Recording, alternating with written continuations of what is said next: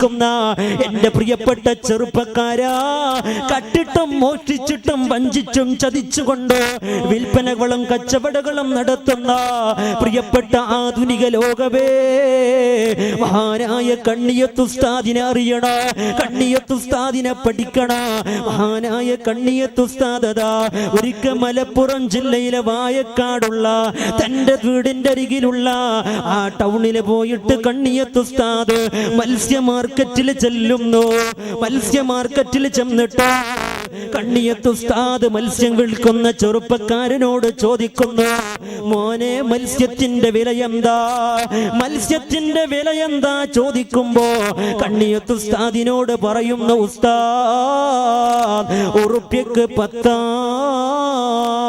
ഒരു ഉറുപ്യ കൊടുത്താൽ 10 മത്സ്യം നൽകുന്നതാ. കണ്ണിയത്ത് ഉസ്താദ് മത്സ്യം വാങ്ങുന്നു.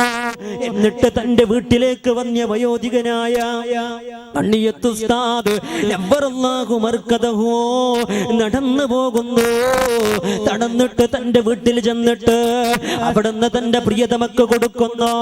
മത്സ്യത്തിന്റെ പൊതി തുറന്നു നോക്കുമ്പോയാ സുബ്ഹാനല്ലാഹ്, അതിൽ 10 അല്ല 11 കണ്ണിയത്ത് ഉസ്താദ് പറഞ്ഞു പത്രേ, തന്റെ പ്രിയപ്പെട്ട ഭാര്യയോട് പറഞ്ഞു, ഇല്ല, മുറിക്കാൻ സമയമായില്ല, പാകം ചെയ്യാൻ സമയമായില്ല. മഹാനായ കണ്ണിയത്ത് ഉസ്താദ് മത്സ്യത്തിന്റെ പൊതി തിരിച്ചതാ മടക്കിയിട്ട് ആ പൊതിയുമായിട്ട് വന്യ വയോധികനായ കണ്ണിയത്ത് ഉസ്താദ് നവ്വറല്ലാഹു മർക്കദഹു വീണ്ടും പ്രിയപ്പെട്ടവരെ നടക്കുന്നു വായക്കാടുള്ള തന്റെ മത്സ്യ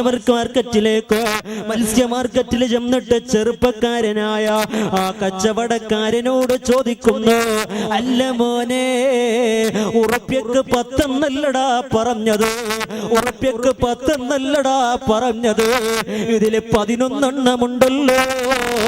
ഒന്ന് കണ്ണിയത്തിന്റെ വയറ്റിൽ ചെന്നാൽ അല്ലാഹുവിന്റെ കോടതിയിൽ മറുപടി പറയണ്ടേ, അല്ലാഹുവിന്റെ കോടതിയിൽ ഞാൻ മാനം കെടില്ലേ, എന്റെ വയറ്റിൽ എന്റെ റബ്ബന്റെ തീ നിറക്കില്ലേ എന്ന് പറഞ്ഞിട്ട് മത്സ്യം തിരിച്ചു കൊടുക്കാൻ അവിടുന്ന് കടന്നു വന്ന കണ്ണിയത്ത് ഉസ്താദിനോട് ആ മത്സ്യക്കടക്കാരൻ പറഞ്ഞു, ഉസ്താദെ, എന്റെ വകയായിട്ട് ഞാനൊന്ന് ഏറെ വെച്ചതാ, ഒന്ന് അധികം തന്നതാ. ഉസ്താദ് പറഞ്ഞു, പൊരുത്തപ്പെട്ടിട്ടാണെങ്കിൽ അത് പറഞ്ഞിട്ട് തരണ്ടേ എന്ന് പറഞ്ഞു. പ്രിയപ്പെട്ടവരെ, അത്രയും വലിയ തഖ്വയുടെ വറഇന്റെ ജീവിതം നടിച്ച മഹാനായ കണ്ണിയത്ത് ഉസ്താദ്